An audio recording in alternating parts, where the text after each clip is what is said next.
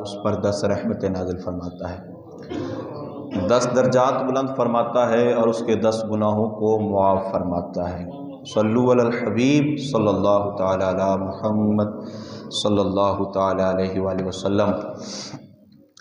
ہم نے اپنے درس قرآن میں کل سورۃ الفاتحہ کے حوالے سے سنا۔ آج ہم سورۃ البقرہ کے حوالے سے سنیں گے، جو آپ کو 5 پوائنٹ بتائے تھے کہ ہم انہی کو مد نظر رکھ کر اپنے پورے درس قرآن کو چلائیں گے۔ بات یہ ہے کہ درس قرآن اور یہ مختصر سا جو آپ کو تعارف بتایا جا رہا ہے، اس کا ہرگز یہ مطلب نہیں ہے کہ ہم نے قرآن کا سارا علم سیکھ لیا، بلکہ دلوں میں قرآن کا علم سیکھنے کا شوق پیدا گویا ہم اس سے کریں گے اور اس سے حاصل کریں گے کہ انشاءاللہ ہم قرآن کو سیکھتے بھی رہیں گے اور قرآن کو سمجھتے بھی رہیں گے۔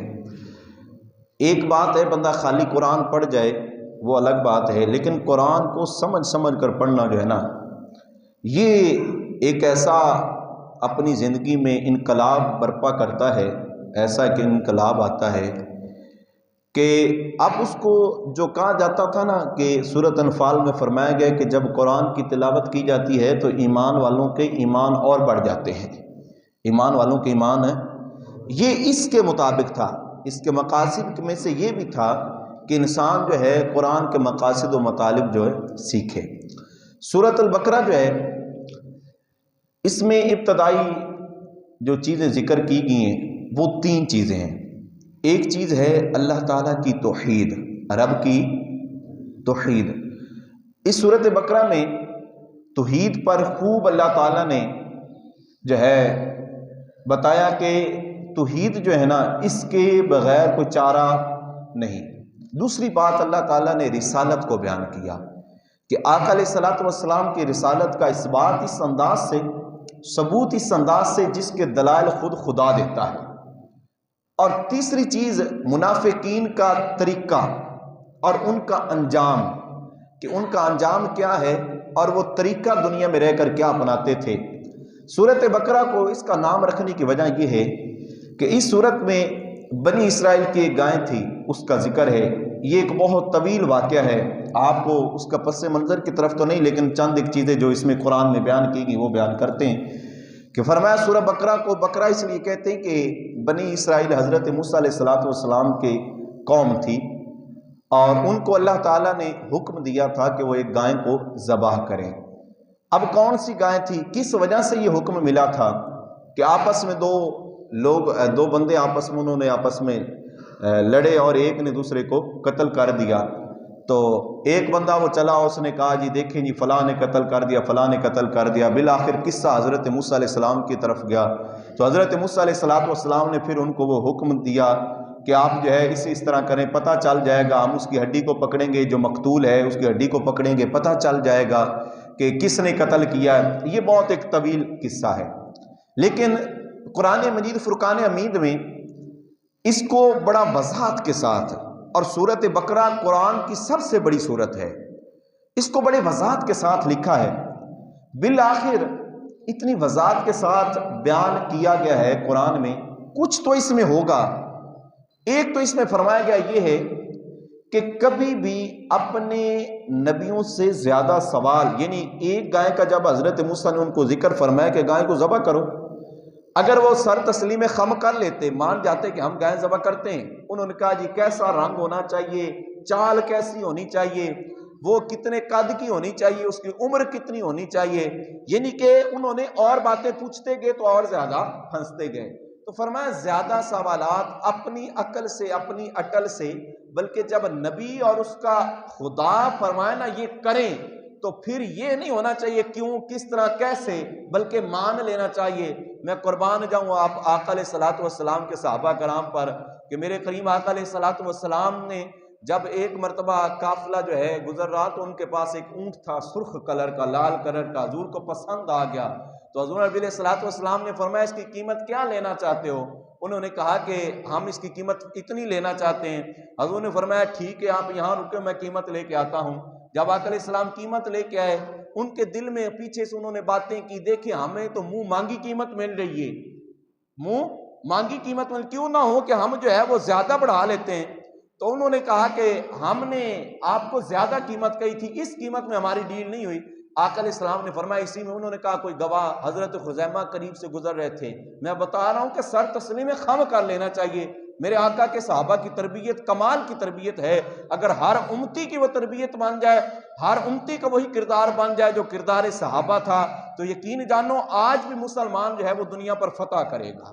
آج بھی مسلمان وہی قرآن، اگر وہی اسی انداز سے قرآن کو سیکھنے والا بن جائے تو آج بھی دنیا پر وہ مسلمان جو ہے وہ راج کرے گا۔ تو حضرت خزیمہ قریب سے گزرے تو دیکھا کہ حضور نبی علیہ السلام ان سے بات کر رہے ہیں، تو انہوں نے کہا ہمیں گواہ چاہیے۔ حضرت خزیمہ نے کہا میں گواہی دیتا ہوں کہ ہمارے آقا علیہ السلام نے آپ سے اتنے میں ڈیل کی۔ انہوں نے کہا ہم مان گئے، اتنے میں ڈیل کی، جو ہے جتنا بھی تھا انہوں نے لیا دیا۔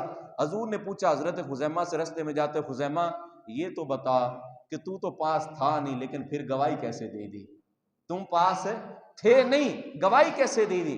حضرت خزیمہ رضی اللہ تعالیٰ عنہ عرض کرتے ہیں یا رسول اللہ ہم نے کب خدا کو دیکھا ہے؟ آپ نے فرمایا تھا مان گے خدا ایک ہے، تو جب آپ نے فرمایا خدا ایک ہے تو مجھے پتا تھا کہ اس منہ سے، ان الفاظ سے، اس زبان سے یہ جملے نکلتے ہی نہیں ہیں کبھی جھوٹے۔ آپ نے فرمایا خدا ایک ہے، ہم مان گے۔ آپ نے فرمایا قرآن اللہ کی کتاب ہے، ہم مان گئے۔ تو مجھے یہ بھی پتا تھا آپ نے جو ارشاد فرمایا ہے، آپ نے یہ جو ارشاد فرمایا ہے نا کہ اس کے ساتھ اتنی ڈیل ہوئی ہے تو ہوئی ہے۔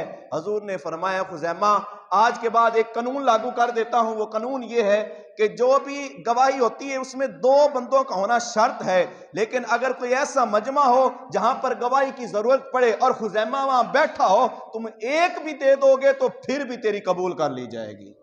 تو فرمایا سر تسلیم خم ہونا چاہیے۔ اب بنی اسرائیل کی قوم نے کیا کیا؟ انہوں نے باتیں کرتے گئے، چلتے گئے۔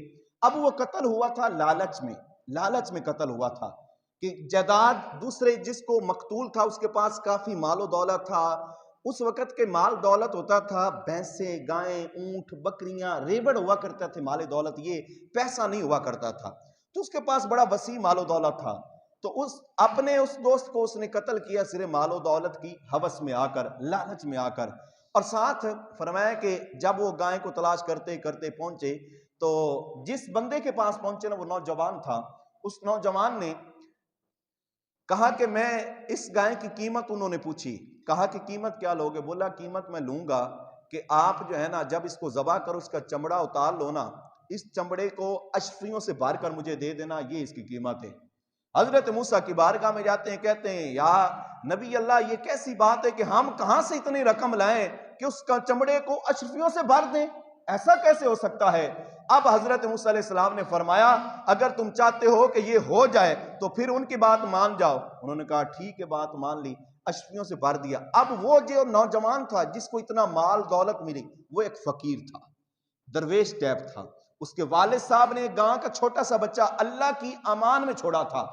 فرمایا کہ جب بھی کہیں کسی کی، قرآن سے فرمایا، قرآن سے بات ہے، سورہ بقرہ میں فرمایا کہ جب بھی اپنے مال و دولت نہ چھوڑنے چاہیے نا تو ضرور کہنا چاہیے اللہ کی امان ہے، پھر اللہ اس کی حفاظت فرماتا ہے اس چیز کی۔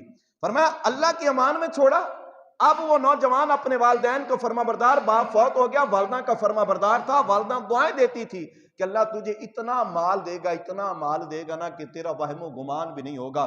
فرمایا ایک ماں کی دعا کے صدقے سے اللہ نے اس کو وہ چمڑے میں بھری ہوئی ساری اشیاء عطا کر دی۔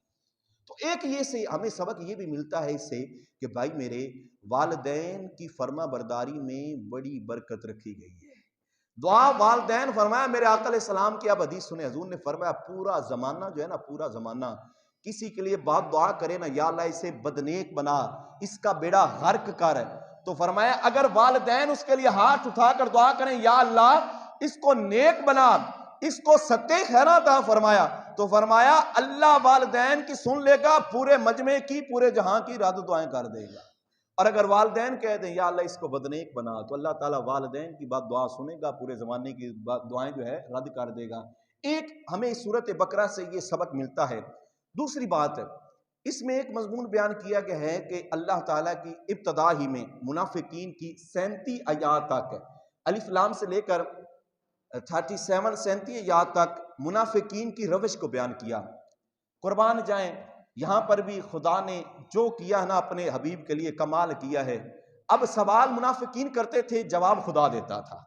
یار کبھی دیکھا ہے کہ کوئی ایسا ہو جس کا غلام ہو اور آقا بھی بیٹھا ہو، کوئی غلام سے سوال کرتا ہو اور آقا جواب دیتا ہو؟ کبھی نہیں ہوا۔ لیکن یہاں محبت کا انداز ہی انوکھا ہے، یہاں محبت کا انداز ہی نرالا ہے، اور کریم آقا علیہ الصلوۃ والسلام کی شان ہی نرالی ہے کہ جس کے جواب اعتراض وہ کریں، جواب خدا دے، جواب خدا دے۔ تو فرمایا منافقین میں ایک منافق تھا جس کا نام عبداللہ ابی بن خلف تھا۔ یہ بہت بڑا منافق تھا، پڑھتا کلمہ تھا جی۔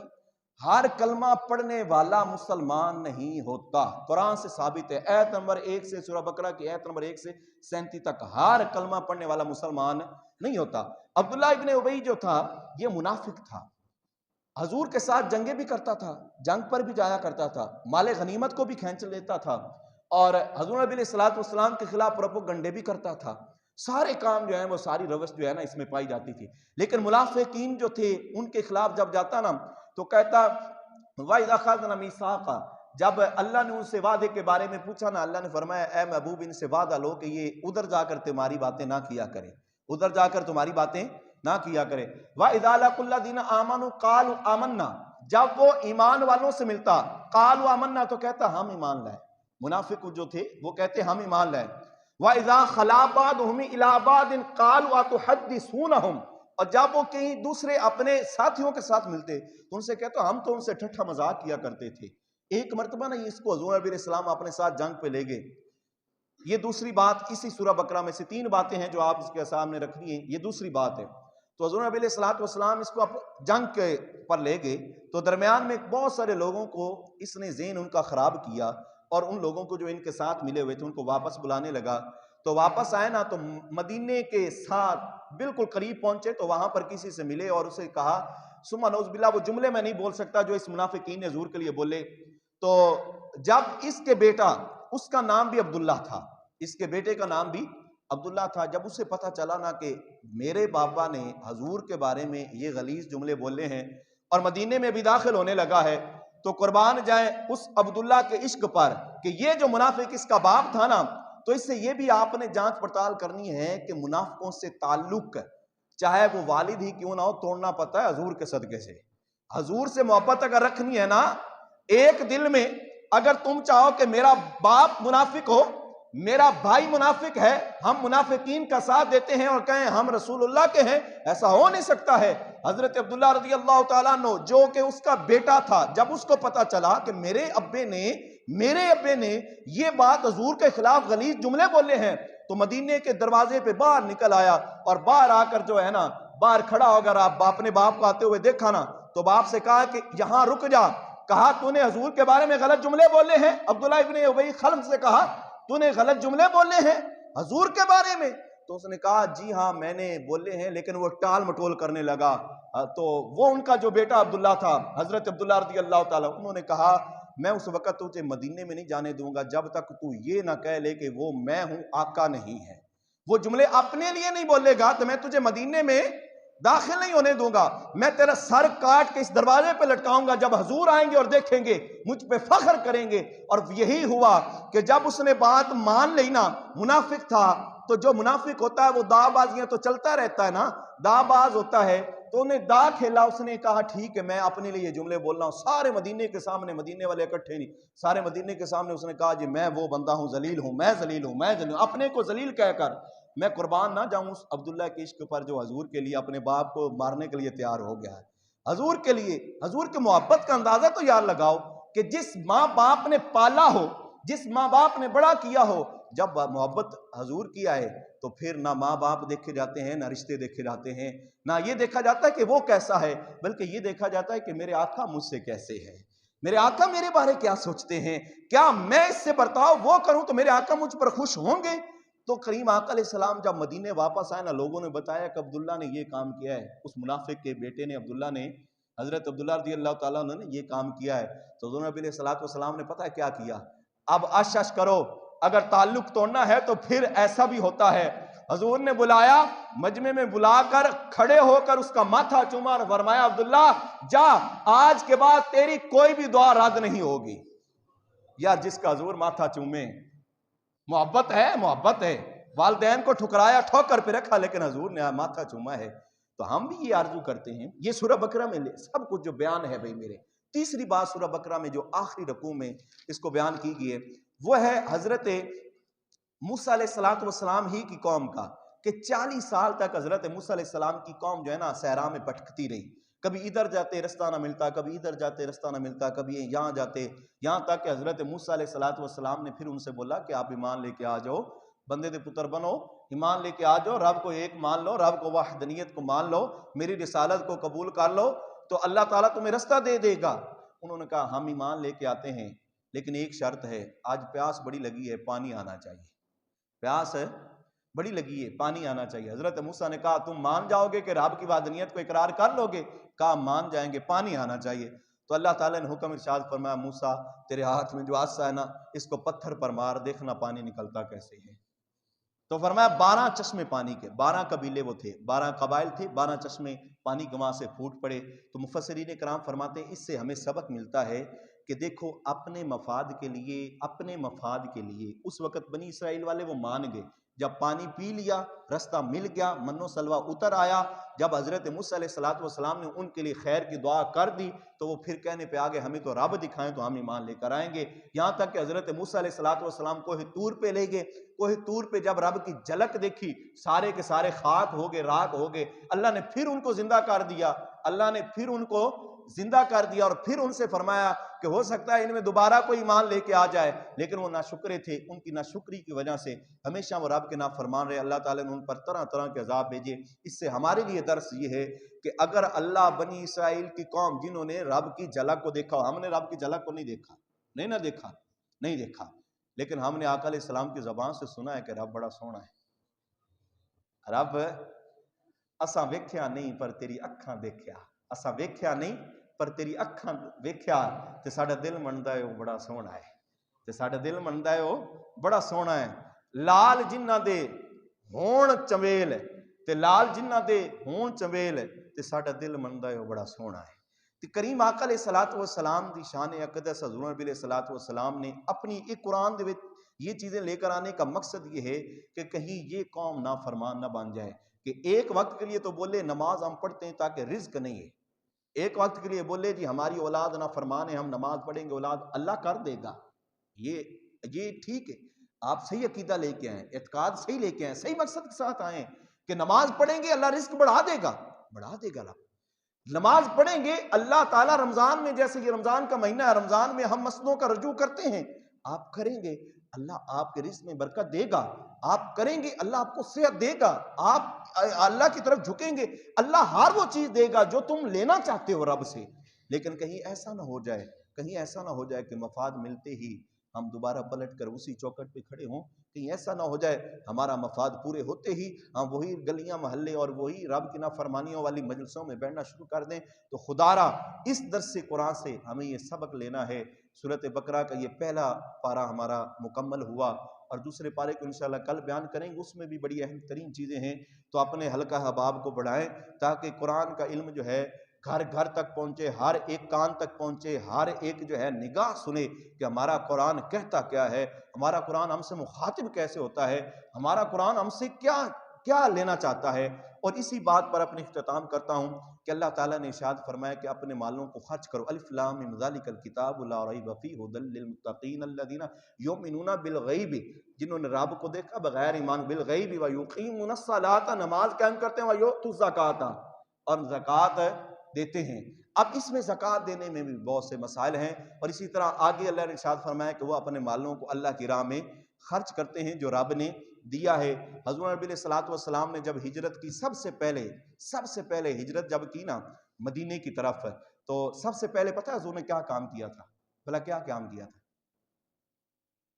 ہے یا نہیں یاد ہے؟ حضور نے سب سے پہلے مسجد نبی تعمیر کرائی تھی. کیا تعمیر کروائی تھی؟ مسجد، یعنی کہ کوئی مسجد کوئی اتنی اہمیت والی چیز ہے جس کو حضور سب سے پہلے کر رہے ہیں. اور سنیں اس کے ساتھ حضور نے کیا کیا تھا، مسجد میں خود بھی شریک ہوئے، مسجد تعمیر کروائی، حضور خود شریک ہوئے، اپنا مال حضور نے خود پیش کیا. صحابہ سے بھی فرمایا لے آؤ. کوئی صحابہ کرام جو ہیں وہ اپنے باغوں سے جو ہے کھجوروں کے پتے لا رہے ہیں، تو کوئی کھجوریں جو ہیں پوری اکھوڑ کے لا رہے ہیں، اور دوسرا حضور نے ایک چبوترا بنایا جس کو اصحاب صفہ کہتے ہیں، حضور نے اس کا نام اصحاب صفہ رکھا، گویا وہ مدرسہ تھا اپنے اصحاب کے لیے، حضور وہاں پر مدرسہ قائم کیا اور خود حضور تعلیم دیا کرتے تھے۔ تو میں تو اس کو خوش نصیبی ہے ہمارے اس گاؤں کی بھی کہ ہماری مسجد بھی ہے اور ساتھ مدرسہ بھی ہے، اور ہمیں بڑھ چڑھ کر جیسے یہ نماز میں اعلان بھی ہوا تھا جمعے کے وقت، تو مجھے خوشی ہوئی، میں چاہتا تھا کہ میں کھڑا ہو کر آپ کو یہ ترغیب دلاؤں لیکن ہو نہ سکا۔ لیکن میں سمجھتا ہوں کہ اگر قرآن کی پہلی آیات میں اللہ فرما رہا ہے کہ اپنے مال کو خرچ کرو، اور حضور نے جو وہ اپنایا ہے نا کہ سب سے پہلے حضور نے جو ہجرت کرنے کے بعد کام کیا وہ ہے اس مسجد کو بنایا۔ پتہ چلا مسجد اور مدرسہ یہ اسلام کا قلعہ ہے، جب تک یہ مضبوط ہے نا تو آپ کے اسلام کو کوئی اکھوڑ نہیں سکتا ہے، آپ کے اسلام کی طرف کوئی نظر نہیں رکھ سکتا ہے، اور جب ان کی بنیادیں کمزور ہو جائیں گی تو پھر ہمارے ایمان بھی کھوکھلا ہو جائیں گے، اور ہمارے اسلام کی وہ بنیادوں میں کھوکھلاہٹ ہم خود رکھیں گے کہ ہم خود دشمن بن جائیں گے اسلام کے۔ لہٰذا ہمیں چاہیے کہ ہم جو ہے ان چیزوں کی طرف بھی اپنے رجحان کو بڑھائیں تاکہ ہمارا دل جو ہے اور خوش ہو۔ بندہ یہ چیز کرنے کے بعد ہو سکتا ہے دینے وقت بندے کو تھوڑی سی مشکل ہو، لیکن کرنے کے بعد بڑی خوشی ہوتی ہے، یقین مانو بہت خوشی ہوتی ہے، بہت خوشی ہوتی ہے جب بندہ کرتا ہے نا کہ میں نے یہ کام کر دیا ہے تو دیکھ دیکھ کر اسے خوشی ہوتی ہے، اور کچھ نہیں ہو سکتا، یہ میری بخشش کا ذریعہ بن جائے۔ اللہ تعالیٰ کی بارگاہ میں دعا ہے کہ خالق و مالک مولا ہمیں درس قرآن کے مفاہیم کو سیکھنے اور سمجھنے اور آگے مسلمان بھائیوں تک پہنچانے کی توفیق عطا فرمائے، آمین بجاہ نبی العالمین۔ بسم اللہ الرحمن الرحیم، اللہم صلی علی سیدنا و مولانا محمد صلی اللہ تعالی علیہ وآلہ وسلم۔ اے پروردگار عالم، خالق و مالک و مولا، نماز اثر ادا کی، قرآن مجید کے یا اللہ احکام سنائے یا اللہ درس دیا سنا، اسے اپنی پاک بارگاہ میں قبول و منظور فرما۔ اے خالق و مالک و مولا، اس قرآن کو ہمارے لیے ذریعہ ہدایت بنا یا رب العالمین، ہم قرآن کے مطابق اپنی زندگی گزارنے والے بن جائیں۔ اے خالق و مالک و مولا، ہمیں قرآن دنیا میں بھی عطا فرما، قبر میں بھی، آخرت میں بھی عطا فرما یا رب العالمین۔ ہمیں قرآن کے تمام مطالب و مقاصد سیکھنے سمجھنے کی توفیق عطا فرما۔ خالق و مالک و مولا، درس قرآن میں جو شریک ہوئے، جو تمنا آرزویں لے کے آتے ہیں، تیرے محبوب کا فرمان ہے کہ عصر کی نماز کے بعد دعائیں قبول ہوتی ہیں۔ مولا جو تمنائیں آرزویں لے کے آئے ہیں مولا، سب کی دعائیں، تمنائیں، آرزو، خواہشیں، من کی مرادیں پوری فرما۔ بیماروں کو شفا عطا فرما، بے روزگاروں کو رزق حلال عطا فرما، پریشان حالوں کی پریشانیاں دور فرما۔ مولا رمضان کا مہینہ ہے، یا اللہ تیری رضا کے مطابق گزارنے والے ہم بن جائیں۔ یا اللہ جب اس دنیا سے جائیں تو ایمان بالخیر کے ساتھ جائیں، ان زاری آنکھوں سے رمضان میں مدینہ طیبہ دکھا، سنہری جالیوں کو چننا نصیب فرما۔ صلی اللہ تعالی علی خیر خلق محمد و